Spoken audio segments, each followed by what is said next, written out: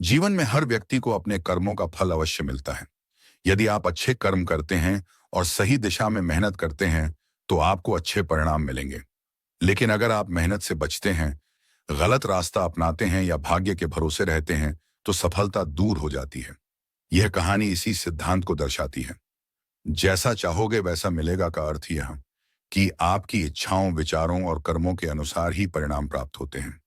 यह जीवन का नियम है कि जो बोया जाता है वही काटा जाता है।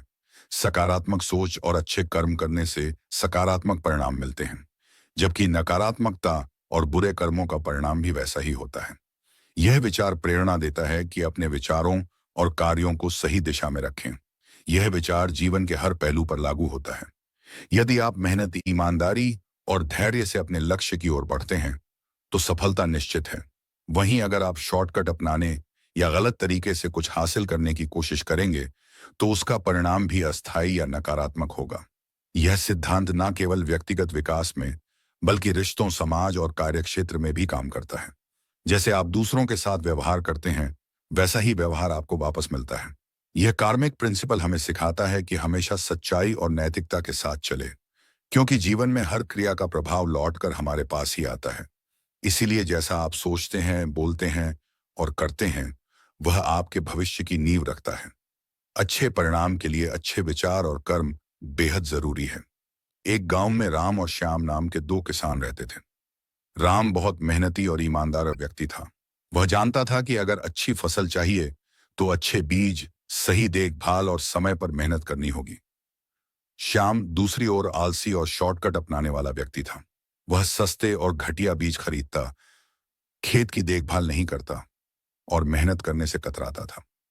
राम ने फसल के लिए सर्वश्रेष्ठ बीज खरीदे और खेत को सही तरीके से जोता।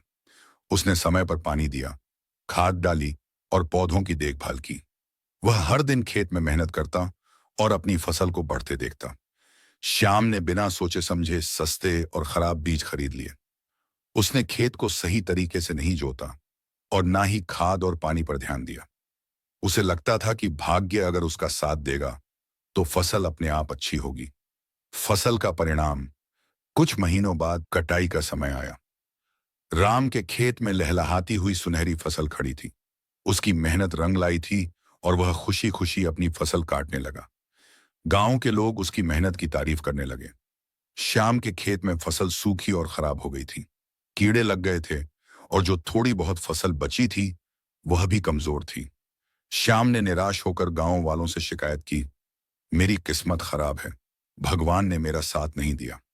राम मुस्कुराया और बोला, किस्मत को दोष मत दो श्याम, जैसा बीज बोओगे वैसा ही फल मिलेगा। अगर तुमने अच्छे बीज लिए होते और मेहनत की होती तो आज तुम्हारे खेत में भी अच्छी फसल होती। श्याम को अपनी गलती का एहसास हुआ। उसने राम से वादा किया कि अगली बार वह पूरी मेहनत करेगा और अपनी किस्मत को दोष देने की बजाय अपने कर्मों पर ध्यान देगा।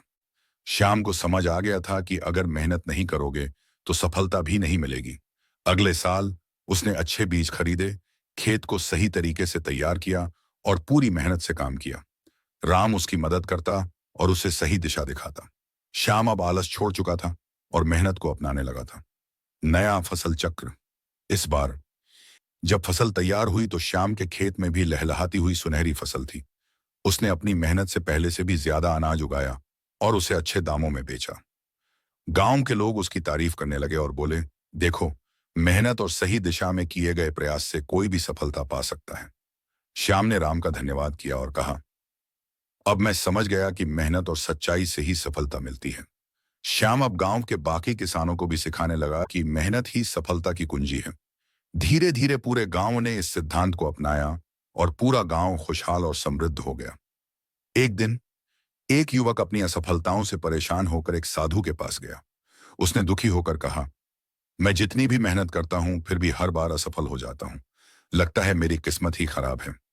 साधु मुस्कुराए और बोले, क्या तुमने अपनी मेहनत को सही दिशा में किया है? युवक ने सिर हिलाया, मैं मेहनत करता हूं लेकिन शायद मेरी किस्मत मेरा साथ नहीं देती। साधु की परीक्षा। साधु ने उसे एक सूखी और बंजर जमीन दिखाई और बोले, इस जमीन पर फसल उगाने की कोशिश करो। युवक ने तुरंत कहा, यह असंभव है, यहां तो ना पानी है ना उपजाऊ मिट्टी। साधु मुस्कुराए और बोले, तो तुम समझते हो कि बिना सही तैयारी के परिणाम नहीं मिल सकते?